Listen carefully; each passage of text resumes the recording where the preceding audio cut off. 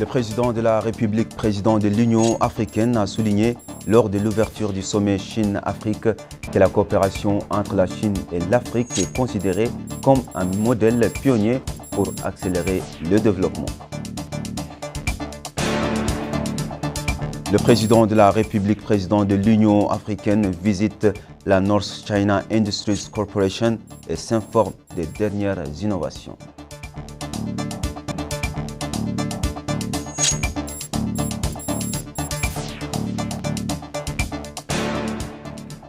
Le Premier ministre préside devant les députés les grandes lignes de la politique générale du gouvernement.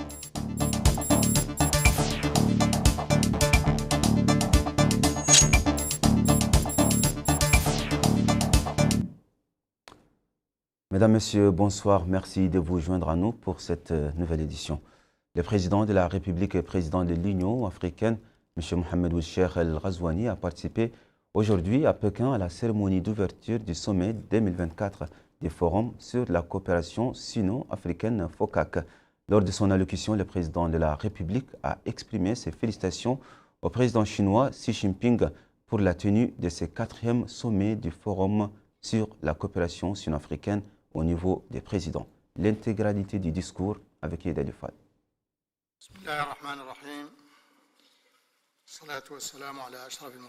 Au nom d'Allah, le très miséricordieux, le très clément, que la paix et la bénédiction soient sur les plus honorables de ses messagers.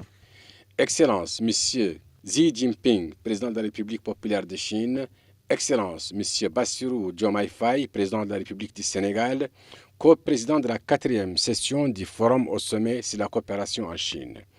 Excellence, les chefs d'État et de gouvernement.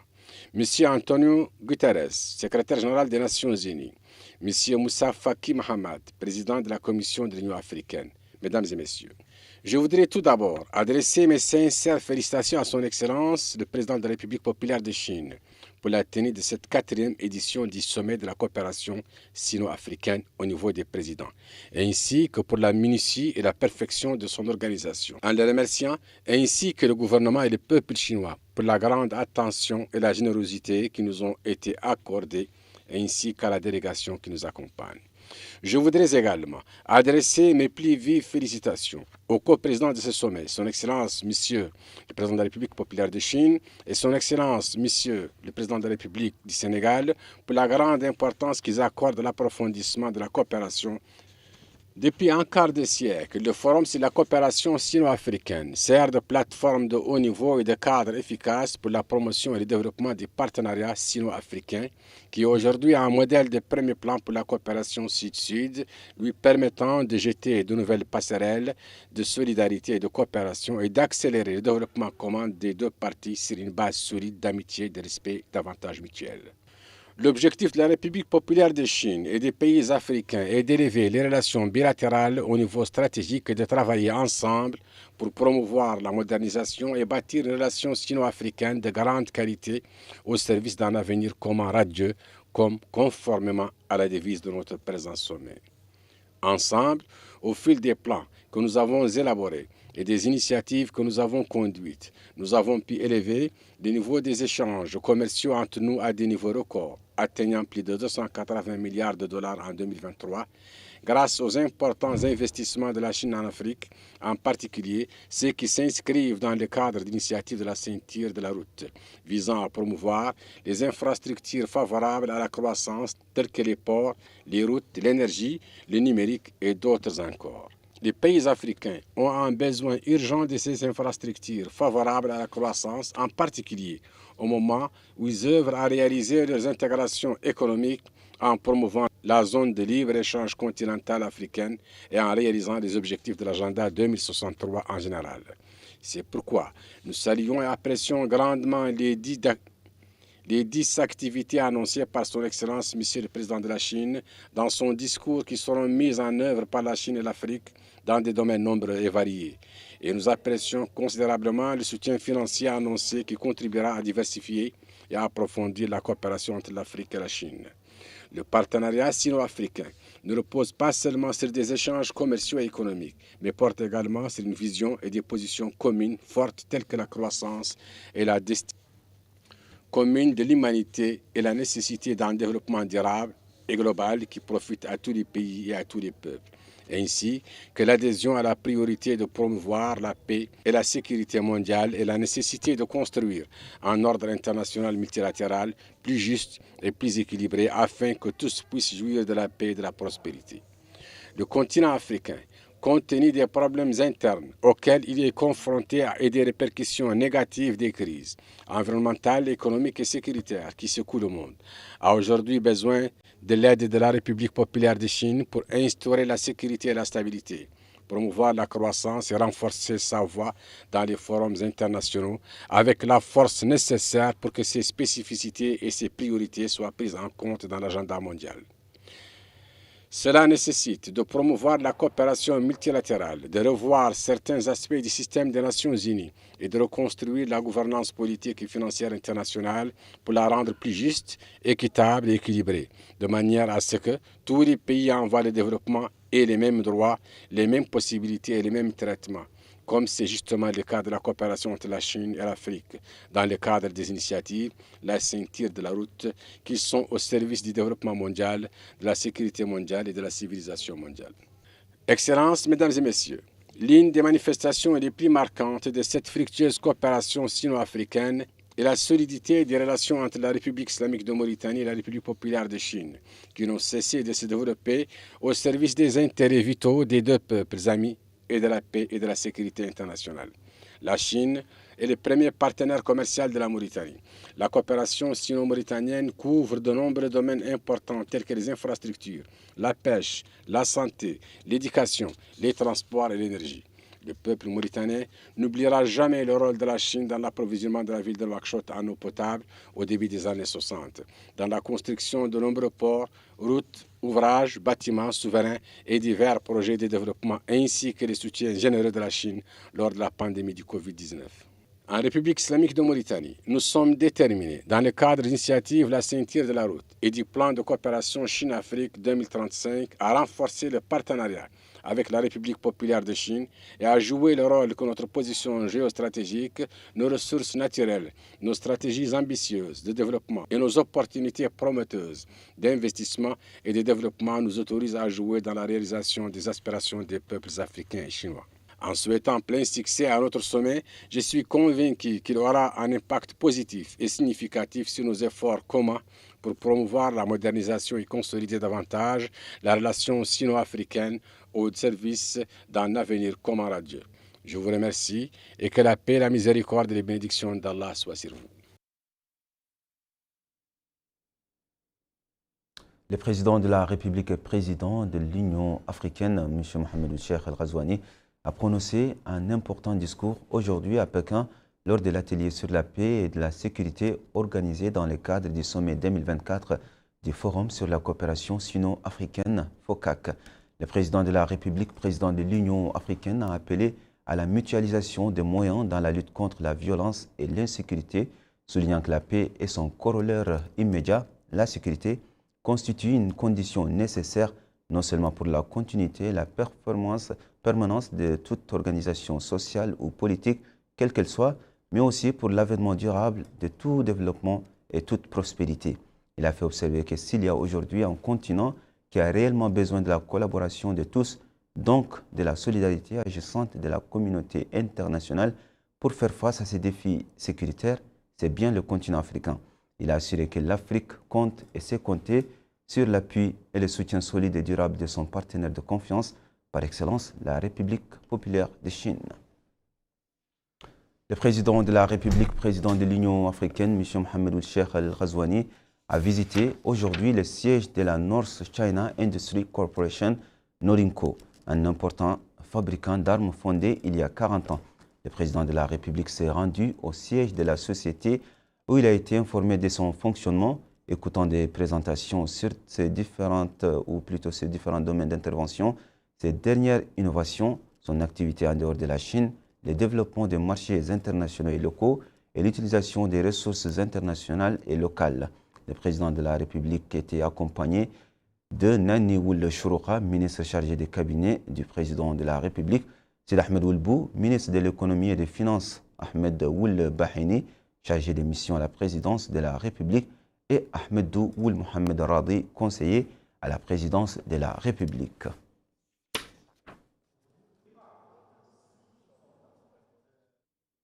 Le Premier ministre Mokhtar Ould Ndiaye a présenté hier soir au cours d'une séance plénière présidée par le président de l'Assemblée nationale, Mohamed Bamba Meguet, les grandes lignes de la politique générale du gouvernement. La plénière s'est déroulée en présence de membres du gouvernement et des hauts fonctionnaires de l'État. Sujet, Bokar Baylaba. Dans cette déclaration de politique générale, le gouvernement s'attellera à relever 5 défis majeurs pour améliorer la capacité du pays à exploiter ses ressources et ses énergies créatrices.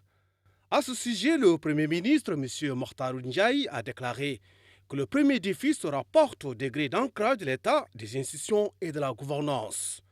À ce sujet, il a précisé que l'expérience récente de l'État moderne et les conditions entourant sa naissance ralentissent lourdement la transformation des mentalités et des comportements dans le sens d'une meilleure assimilation des exigences de l'État de droit et des institutions.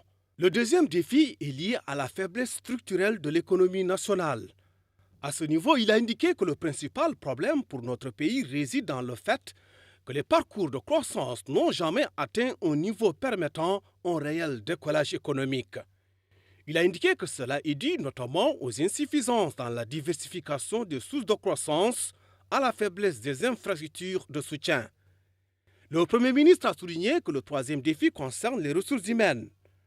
Et à ce sujet, il a déclaré que le principal problème demeure la prédominance de mentalités et de comportements contraires à la culture du travail, à la valorisation des métiers dans leur diversité. À cela s'ajoute la faiblesse du taux d'accès à l'éducation, de la qualité de la formation avec les besoins de l'économie et du marché de l'emploi. Le quatrième défi est celui de consolider l'unité et la cohésion sociale. Et à ce sujet, il a rappelé que nous sommes un peuple uni par une même foi religieuse, une histoire partagée, un devoir commun et un avenir prometteur. Cependant, il a déclaré que les mentalités rétrogrades, les stéréotypes erronés et les stratifications sociales sans fondement réel continuent à fragiliser cette cohésion sociale, et cela a été également alimenté par une répartition inéquitable des richesses et des opportunités, affectant souvent les couches sociales historiquement victimes d'injustice et de marginalisation. Le cinquième défi, lui, est sécuritaire et géopolitique. Et il a indiqué que l'interconnexion entre les différents pays du fait de la mondialisation et la force par laquelle ils s'impactent les uns les autres impose parfois aux pays, pris individuellement, des défis qui sont à la base internationaux ou régionaux. Bien que le pays a pu préserver sa sécurité et sa stabilité dans cet environnement très trouble, le Premier ministre, M. Mokhtar Ould Ndiaye, a déclaré que l'efficacité de la stratégie sécuritaire intégrée et multidimensionnelle et la vigilance des vaillantes forces armées et de sécurité mauritaniennes, le défi persiste et la vigilance est toujours requise. Dans cette déclaration de politique générale, le gouvernement va s'employer à exécuter une série de programmes d'intervention rapide et entreprendra plusieurs mesures d'urgence en vue d'améliorer les conditions de vie des populations. Parmi les principaux projets, le Premier ministre a cité le programme prioritaire de stabilisation, de réduction et d'appui au prix des denrées de base, blé, riz, sucre, huile, viande et ciment. Ceci se fera essentiellement à travers la surveillance des stocks de denrées essentielles sur le marché et la lutte contre la spéculation et le monopole et la fixation d'un prix plafond. À ce sujet, il a déclaré que la spéculation des prix de produits de base et leur monopole ne seront plus tolérés. Et le gouvernement réprimera tout celui qui tentera d'augmenter sa marge de bénéfice au détriment du citoyen. Parallèlement à cela, il a indiqué que le gouvernement procédera à l'opérationnalisation du programme Temwin à travers l'augmentation des quantités et la garantie de leur mise à disposition des citoyens. À cela s'ajoutent d'autres projets. L'assurance maladie au profit de tous les étudiants de l'enseignement supérieur. Le programme pilote de formation et d'auto-emploi pour 500 jeunes, dont 200 seront insérés dans le secteur agricole. Le programme pilote du service civique avec la participation de 500 jeunes. Le programme d'urgence d'amélioration de la qualité et de la couverture des communications, en exigeant des opérateurs le respect de leur cahier de charges pour garantir la couverture et le service de qualité dans certaines zones. Et il a précisé qu'un accord a été conclu avec certains opérateurs de télécommunications au sujet d'un programme défini pour améliorer la qualité et la couverture du service et dont la première phase prend fin le 22 septembre 2024. Selon lui, aucune complaisance ne sera observée en cas de non-respect de cet accord. Autre projet à citer, il s'agit du programme pilote Nouakchott Ville facile à vivre, le programme d'urgence de désenclavement de certaines zones et villages, le programme d'urgence de restructuration de la Somlec, le programme d'urgence d'organisation de la circulation et de la limitation des embouteillages à Nouakchott, l'extension et simplification de la plateforme numérique El Roud pour satisfaire toutes les demandes des citoyens en matière de transactions immobilières. En plus de ces chantiers, le gouvernement accordera une attention particulière à la bonne gouvernance en menant une lutte efficace contre la corruption sous toutes ses formes, à la réforme de l'administration publique et au renforcement de la gouvernance locale ainsi qu'à la promotion du rôle des médias, des leaders d'opinion et des organisations de la société civile. À cet égard, le Premier ministre, M. Mokhtar Ould Ndiaye, a déclaré que la lutte contre la corruption fera l'objet d'une action spécifique visant à renforcer la transparence, imposer la redevabilité et combattre toute forme d'impunité. À ce titre, il a indiqué que le gouvernement s'engage à compléter et développer le cadre juridique de la lutte contre la corruption afin de garantir la restitution des fonds détournés, de mettre en place un dispositif mis à jour et efficace pour lutter contre l'enrichissement illicite, ainsi que de protéger les lanceurs d'alerte et de permettre un accès fluide à l'information.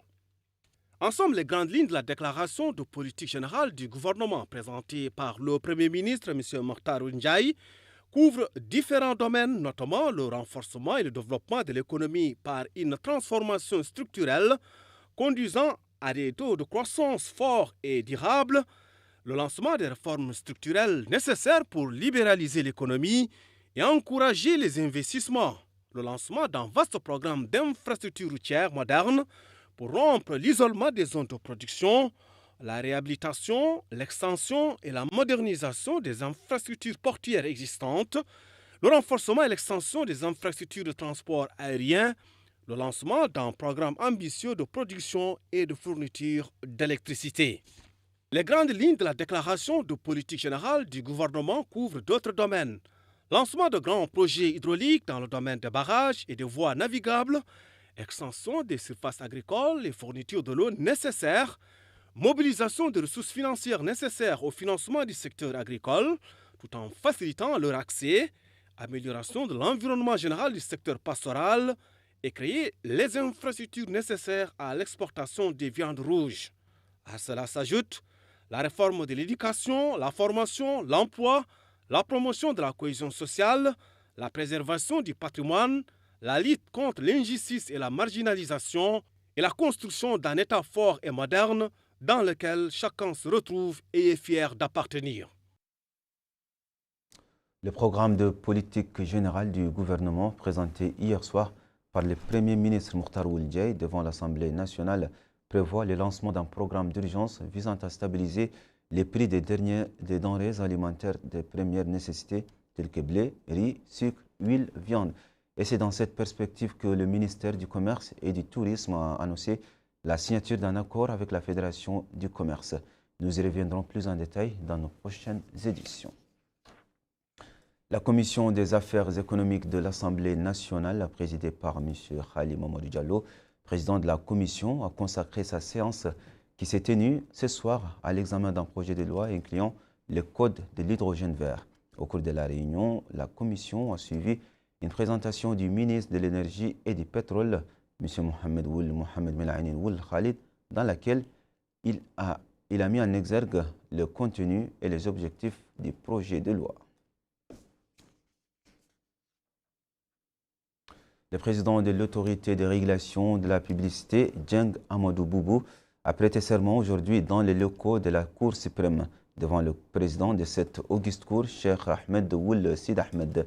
Le président de la Cour suprême a demandé au président de l'autorité de la publicité de lever la main droite et de lire les serments suivants. Je jure par Allah, le Tout-Puissant, de bien et fidèlement remplir mes fonctions, d'observer le comportement et la dignité demandés pour l'exercice de cette fonction et de garder le secret des délibérations même après la cessation de mes fonctions.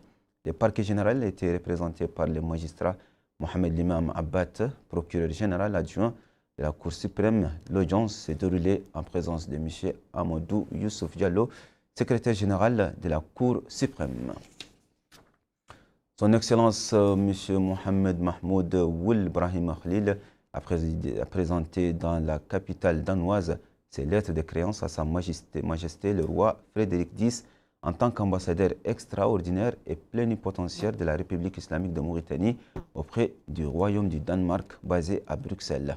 À cette occasion, l'ambassadeur a eu des entretiens privés avec Sa Majesté le roi Frédéric X, au cours desquels il lui a transmis les salutations de son Excellence le Président de la République, M. Mohamed Ould Cheikh El Ghazouani, l'informant du rôle que son Excellence joue en sa qualité de président tournant de l'Union africaine en faveur du continent, faisant entendre sa voix dans les forums internationaux.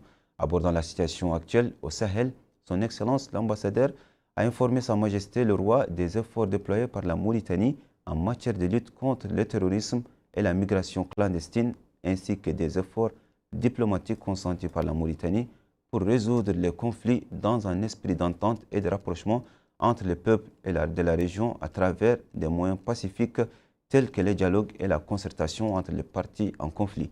De son côté, Sa Majesté le roi Frédéric X a salué le rôle éminent joué par la Mauritanie dans la région en tant que pays jouissant d'une stabilité et de bonnes relations avec les pays voisins en particulier et le continent en général. Enfin, Sa Majesté le roi a transmis ses salutations à son Excellence le Président de la République, lui souhaitant plein succès dans ses efforts en faveur du continent africain dans le cadre de sa présidence de l'Union africaine. La capitale a accueilli ce matin les activités d'une réunion consultative de la jeunesse mauritanienne en vue de la participation de notre pays au sommet du futur, organisé chaque année par l'ONU à son siège à New York, aux États-Unis. Moussa Ndiaye. Avoir des propositions sur la promotion de la stabilité et de la paix, la protection des droits humains, le changement climatique et la bonne gouvernance sont des thèmes parmi d'autres de cette rencontre de consultation avec plus de 100 jeunes venus de toutes les wilayas du pays.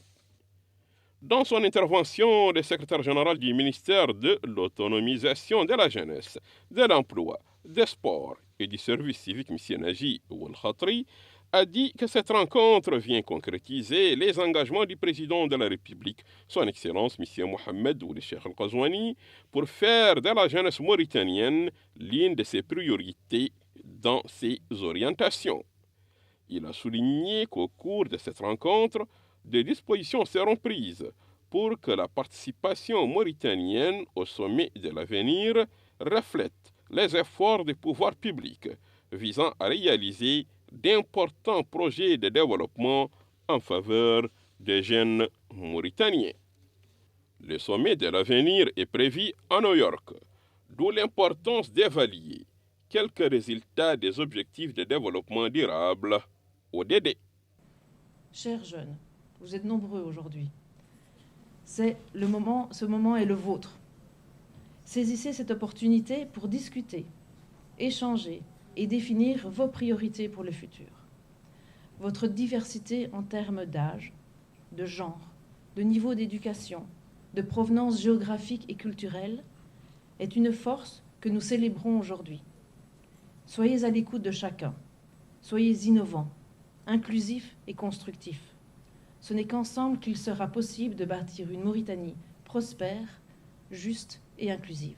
Il est à préciser que le sommet de l'avenir de New York 2024 est une manifestation de haut niveau. Ce sommet rassemble des jeunes et leurs dirigeants pour élaborer des solutions face aux défis d'aujourd'hui et de demain pour le bonheur de tous. Les résultats du projet Samah du ministère de la promotion de la jeunesse, de l'emploi, des sports et de la fonction publique ont été présentés ce matin à Nouakchott. Ce projet vise à sensibiliser les jeunes à travers les associations, clubs et délégations des jeunes aux dangers et aux défis auxquels ils sont confrontés. Sujet Moussa Ndiaye. Au programme de cette rencontre, la présentation des résultats et évaluation des activités du projet Prévention des conflits et promotion du dialogue interculturel en Mauritanie. Une occasion pour M. Naji Ould Khatri, secrétaire général du ministère de l'autonomisation de la jeunesse, de l'emploi, des sports et du service civique, de souligner dans son discours d'ouverture des travaux de cet atelier la contribution du projet SEMAH durant les 5 dernières années à la formation et à l'encadrement des jeunes Mauritaniens. Il a ajouté que cette stratégie figure dans le programme de Mes engagements de son Excellence le Président de la République, M. Mohamed Ould Cheikh El Ghazouani, en réponse à mon ambition pour la patrie. Avec l'amélioration et l'élargissement du projet SEMAH en Mauritanie, le constat est que ce projet est un partenariat réussi entre la Mauritanie et l'Union européenne. Je profite de cette occasion pour féliciter son Excellence et toutes les parties prenantes qui ont contribué à cette importante évolution. Je suis convaincu, comme vous, je l'espère, que ce nouveau dispositif permettra de renforcer les réponses du gouvernement à l'endroit des jeunes, conformément aux ambitions et aux messages du Président de la République. Au cours de ces 5 années, le projet SEMAH a accompagné aussi bien les services déconcentrés du ministère, monsieur le coordonnateur du projet l'a rappelé, que les associations représentant la jeunesse et les collectivités locales, tout en construisant des espaces de rencontre et de dialogue dédiés aux jeunes. Tout ceci en très étroite collaboration avec la délégation de l'Union européenne, ce dont nous ne pouvons que nous réjouir. En évaluant les actions et en présentant les résultats du projet SEMAH en Mauritanie, un progrès remarquable a été enregistré dans la lutte contre toutes les tentatives de marginalisation et d'extrémisme violent. Aujourd'hui, nous sommes ici pour évaluer ensemble les résultats obtenus, partager les bonnes pratiques et identifier les domaines où des améliorations sont nécessaires. Aussi, permettez-moi d'exprimer ma profonde reconnaissance à toutes les parties prenantes qui ont contribué au succès de ce projet. Je remercie à cet égard les équipes du ministère pour l'appui constant à travers leurs services centraux et ceux déconcentrés au niveau de toutes les régions du pays, mais aussi nos partenaires techniques et financiers, l'ACAON et la délégation de l'Union européenne pour leur importante contribution dans tous les résultats qui seront présentés aujourd'hui. Je salue les efforts déployés par l'équipe du projet, ainsi que les associations de jeunes, les délégations régionales de la jeunesse et des sports et les communes qui ont pleinement participé à la mise en œuvre des activités. On prit part à cet atelier plusieurs acteurs concernés par la prévention des conflits et promotion du dialogue interculturel en Mauritanie, associations, clubs et réseaux de la jeunesse et des sports. La Commission électorale nationale indépendante, CENI, a clôturé aujourd'hui à Nouakchott l'atelier sur les résultats de l'élection présidentielle du 29 juin 2024. Cet atelier de 3 jours a vu la participation des représentants des ministères de l'Intérieur, des Affaires étrangères et de la Justice, des membres des commissions électorales, des représentants du Conseil constitutionnel et de la Cour suprême, des représentants de la Haute Autorité de la Presse et de l'Audiovisuel, de l'Autorité de régulation de la publicité, des représentants des partis politiques et des représentants des partenaires techniques et financiers. Sujet Maïmouna Lo. Cet atelier de 3 jours sur les résultats de l'élection présidentielle du 29 juin 2024 a vu la participation de tous les acteurs et partenaires impliqués dans le processus électoral. Dans son discours prononcé à l'occasion, le vice-président de la Commission électorale nationale indépendante, Mohamed Lemine Ould Dahi, a remercié au nom du président de la CENI tous les participants et partenaires de la Commission pour leur contribution à l'obtention d'un résultat global des dernières élections présidentielles qui permettra d'améliorer et de développer les performances de la Commission électorale lors des prochaines séances. Quant à El Hadj Meïssa Diop, a au nom du représentant du PNUD mis l'accent sur la diversité des participants. Permettez-moi, Monsieur le Vice-président, Mesdames et Messieurs, chers invités, d'apprécier une fois encore la présence dans cet atelier et les différents groupes de travail de toutes les parties prenantes aux élections, à savoir les représentants des partis politiques, de la société civile, des associations des femmes et des jeunes, mais aussi de la presse. J'ai bien noté la place prépondérante accordée au renforcement de l'inclusion, notamment des femmes, des jeunes et des personnes en situation de handicap, du cadre juridique, des capacités du personnel de la CENI, aux acquis du processus électoral et de la pérennisation de l'administration électorale, comme le rapport lu tout à l'heure l'a bien fait ressortir. Maître Mahmoud Oulzouine a passé en revue les recommandations formulées par les 5 groupes issus de l'atelier. En ce qui concerne le groupe qui a traité les thématiques du cadre juridique, il a recommandé d'abord d'élaborer un code électoral consensuel entre les différentes parties prenantes, actualiser et redynamiser les textes applicables au budget des campagnes des candidats, réviser les plafonds en fonction des critères objectifs et activer les commissions nationales et régionales de contrôle financier concernant les recettes de ces budgets et leur exécution. Ensuite, il recommande de maintenir les délais actuels pour l'organisation des élections et d'examiner la possibilité de faire coïncider la période des élections à des conditions météorologiques clémentes. À cela s'ajoute maintenir et renforcer la base de données des agents électoraux, vulgariser et appliquer la loi sur les quotas en faveur des femmes, renforcer l'inclusivité de la liste électorale et assurer la transparence en publiant des rapports réguliers sur le processus électoral, les étapes, les défis et les solutions. Le wali de Nouakchott Sud, Niang Djibril Hamadi, a supervisé aujourd'hui à Nouakchott le lancement des débats sur l'autonomisation des jeunes organisés chaque année par la commune d'Arafat. Ces rencontres sont l'occasion de discuter des moyens d'impliquer les jeunes dans le développement de la municipalité et de ses plans de développement actuels et futurs, en plus de discuter du rôle de la décentralisation dans la promotion du développement local. Dans un discours prononcé à cette occasion, le wali a indiqué que le président de la République, M. Mohamed Ould-Cheikh El-Ghazouani, accorde une attention particulière à la promotion et à l'amélioration des performances des jeunes, faisant de l'autonomisation et de la promotion de cette catégorie d'âge une priorité.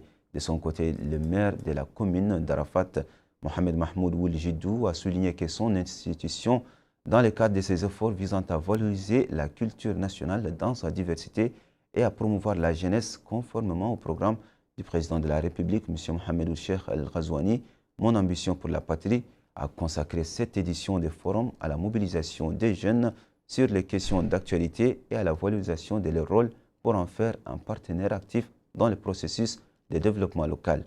Le premier jour a été marqué par une conférence sur le développement et la décentralisation dans laquelle le conférencier a passé en revue les expériences historiques de la décentralisation, les obstacles et les défis auxquels il a été confronté. Le réseau de communication administrative du ministère de l'Intérieur, de la promotion, de la décentralisation et du développement local a rapporté que les pluviomètres ont enregistré au cours des dernières 24 heures les quantités de pluie tombées sur diverses zones du pays. Mesdames, Mesdemoiselles, Messieurs, c'est tout pour cette édition. À présent, le rappel des principaux titres. Le président de la République, président de l'Union africaine, a souligné lors de l'ouverture du sommet Chine-Afrique que la coopération entre la Chine et l'Afrique est considérée comme un modèle pionnier pour accélérer le développement. Le président de la République, président de l'Union africaine, visite la North China Industries Corporation et s'informe des dernières innovations.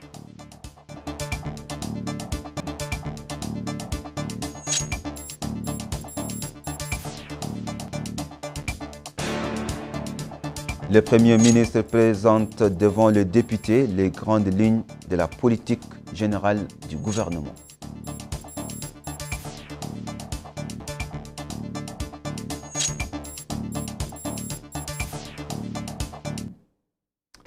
Mesdames, Mesdemoiselles, Messieurs, merci d'avoir suivi cette édition. Merci de votre fidélité. Restez avec nous pour la suite de vos programmes. Et quant à moi, je vous souhaite bonne soirée et à bientôt.